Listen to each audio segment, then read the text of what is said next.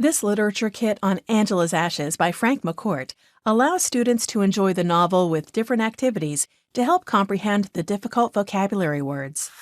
55 pages chocked full of a variety of scaffolding strategies incorporated in our Before You Read worksheets for each chapter section, along with vocabulary prompts to prepare your students for the reading, with rubrics, teacher guide, and author biography.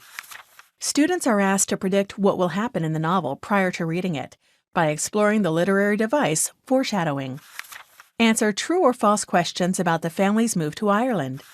Describe the valuable lesson Mr. Halloran teaches Frank and the boys. Recall the moment Frank experienced pure joy. 6 additional writing tasks follow. Supplement an existing unit with in-depth writing tasks, such as describing Frank's relationship with his father and religion, and explain how this changes throughout the novel. A word search puzzle and comprehension quiz ends the unit. The easy marking answer key works by lining up perfectly with the matching question pages. 3 color posters, which are graphic organizers, completes the resource. Deconstruct a character by identifying whether Frank is a good or bad person and providing proof from the text to support this claim. Visit our website to see more novel study guides just like it.